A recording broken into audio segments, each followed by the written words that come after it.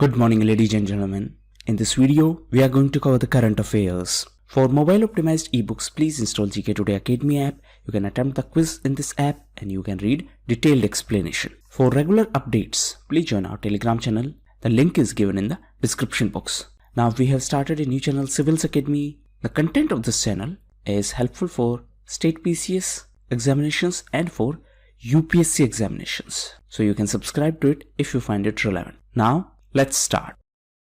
Which top populous country recorded over 15% dip in the registered births year on year? So this country is China. In 2020, the number of registered births was 10.04 million, which is over 15% down from the previous year. And this is fourth consecutive year where China witnessed the decline in the number of registered births.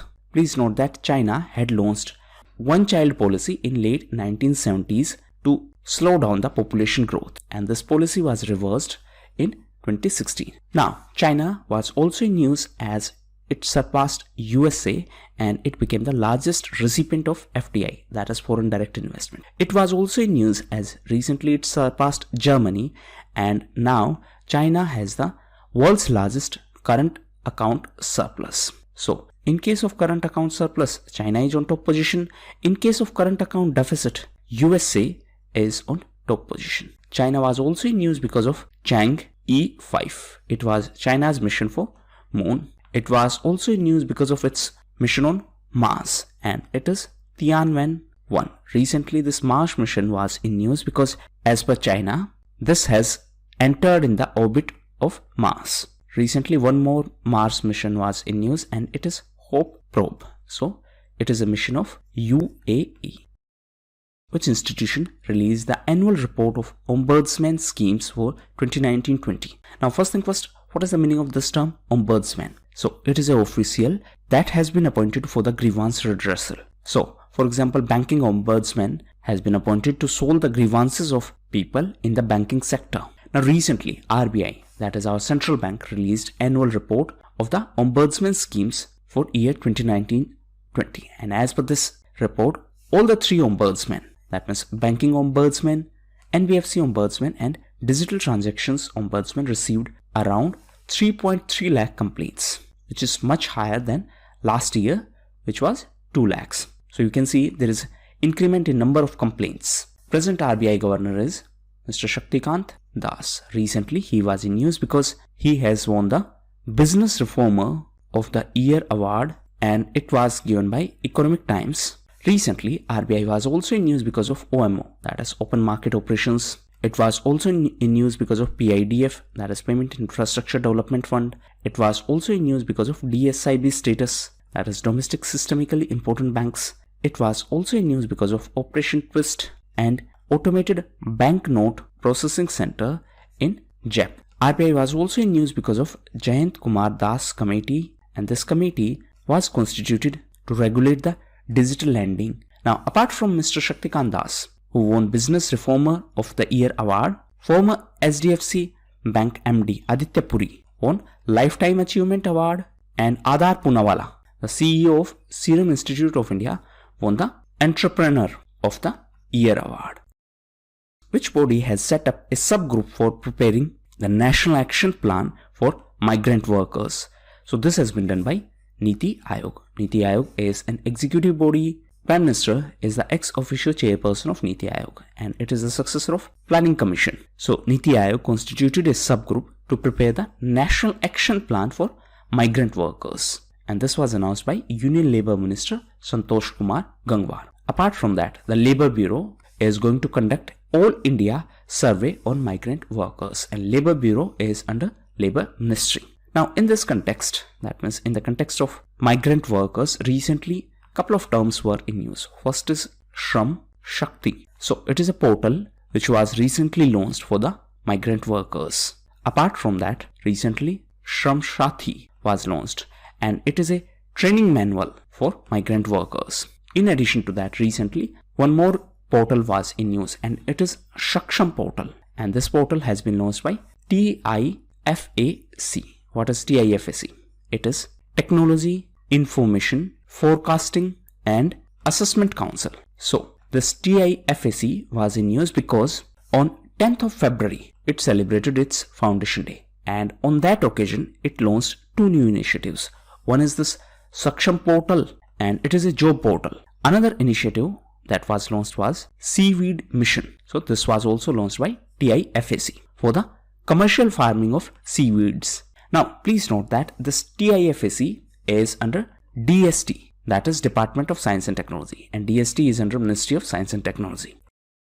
Swamita scheme is implemented by which union ministry? So it is a scheme of Ministry of Panchayati Raj. Objective is to provide the property cards to the property owners with the help of drone surveys, and these surveys will be done by Survey of India. Now answer in comment box, Survey of India is under which union ministry? Now please note that every year on 24th of April, Panchayati Raj Day is celebrated. In this context, 73rd Constitutional Amendment Act is important. So this is for rural local government, and 74th Constitutional Amendment Act is related to urban local government. The nodal ministry for this Swamito is Ministry of Panchayati Raj. Now recently, a similar initiative has been started by Uttar Pradesh government to provide unique code to mark the land holdings, and it is going to be a 16-digit Unicode. Now, recently, Uttar Pradesh government also started a campaign to solve the land disputes. Please answer in comment box what is the name of that campaign. Uttar Pradesh was also in news as it is the top state under PM Swanidhi. That means Uttar Pradesh topped in the disbursal of loans under PM Swanidhi scheme. That means Uttar Pradesh provided maximum loans under this scheme. It is a scheme by Ministry of Housing and Urban Affairs. Objective is to provide loans to the street vendors. And as per latest information, Uttar Pradesh is on top position. Madhya Pradesh is on second position. This is on the basis of data collected till January 2021. As per the latest report of IEA, that is International Energy Agency, what is the position of India in energy consumption? So India is on 4th position, and it is world's 4th largest energy consuming country. IEA released this report, India Energy Outlook 2021. And as per this report, India is going to overtake European Union as the 3rd largest energy consumer by 2030. What is IEA? It is International Energy Agency, and the headquarters is in France, and it has been set up under the framework of OECD, that is Organization of Economic Cooperation and Development, and it was set up in the wake of 1973 oil crisis. Now, OECD was also in news because of PISA. Answer in comment box what is PISA and whether India is going to take part in upcoming PISA or not. One important point related to IEA is that since 2017, India is an association country of IEA. Rajya Sabha has passed a bill to regularize unauthorized colonies in which state or union territory. So this is our national capital.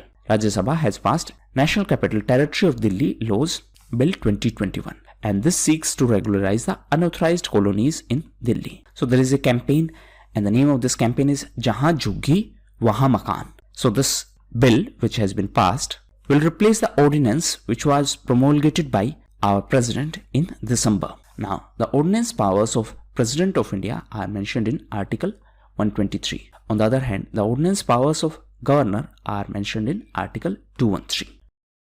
What is the stake of central government in Tata Communications, which is to be divested? So it was 26.12%. Government has announced that it is going to sell its entire stake of 26.12% in TCL, that is Tata Communications Limited. TCL was previously called as VSNL. What is VSNL? It is Videsh Sanchar Nigam Limited. So initially it was a government entity. At that point of time, disinvestment was conducted and there was a management transfer. Now government has announced that it is going to sell its entire stake in this company. Please note that for this year, our disinvestment target is 1.75 lakh crore.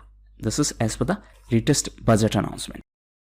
Which Indian state has topped the list of beneficiaries of Ayushman Bharat Yojana as of 2020? So this state is Tamil Nadu, and Tamil Nadu is followed by Andhra Pradesh and Gujarat. What is the objective of Ayushman Bharat? It aims to provide a health insurance cover up to 5 lakh per family. So please remember this amount, 5 lakh per family. Now recently, Ayushman Bharat Sehat Yojana was also in news, and this was launched for the residents of Jammu and Kashmir. Apart from that, Ayushman Bharat CAPF was also in news, and this is launched for the members of Central Armed Police Forces. CAPF are under MHA, that is Ministry of Home Affairs.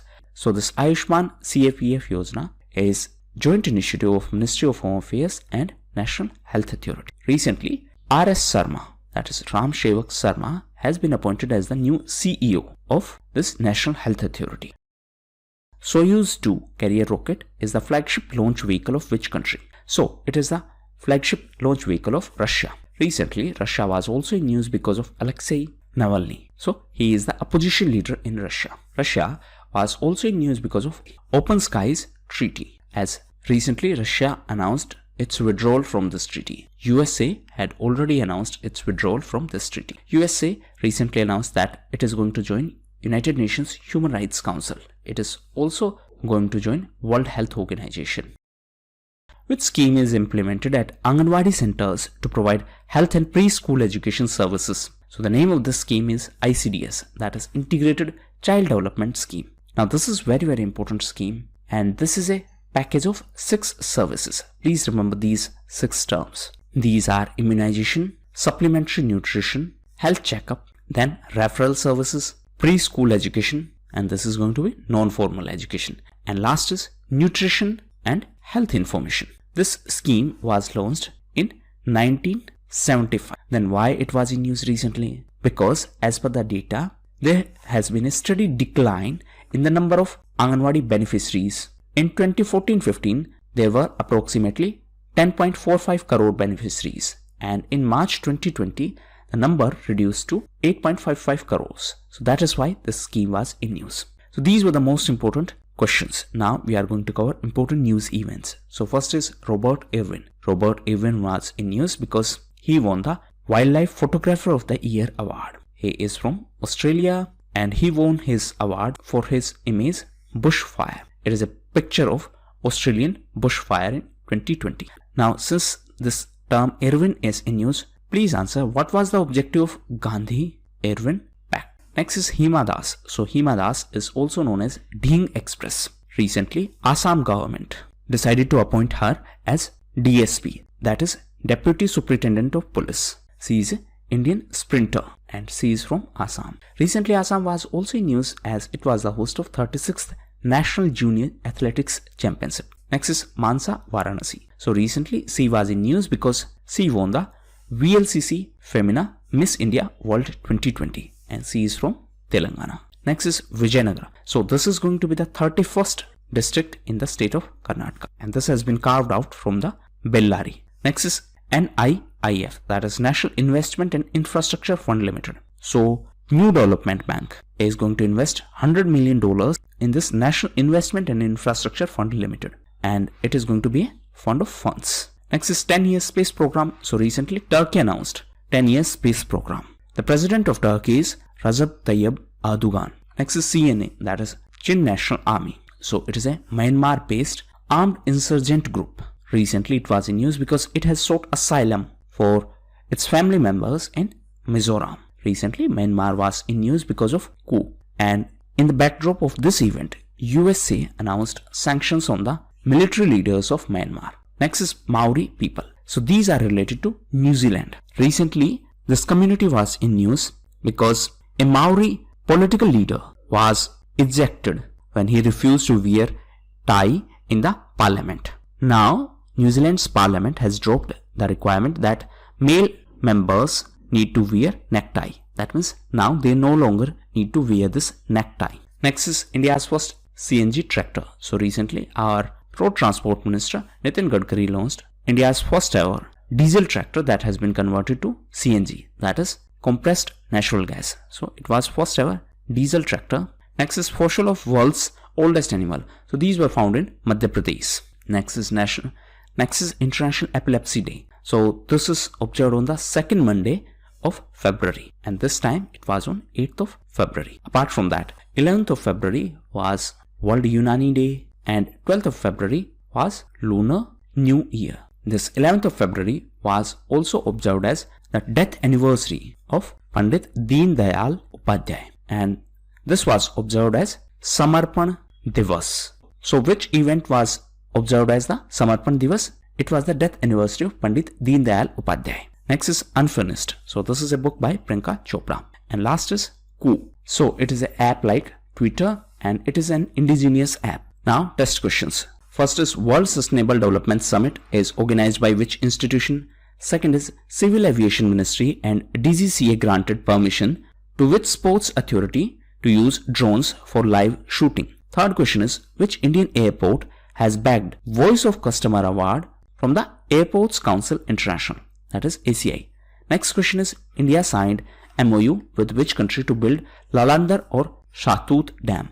Next is what is the stake of central government in Tata Communications Limited? Next question is which country is set to build the world's first energy island? Next question is the embassy of which country has appointed an honorary consul in Northeast region? And last question is recently the term vanadium was in news.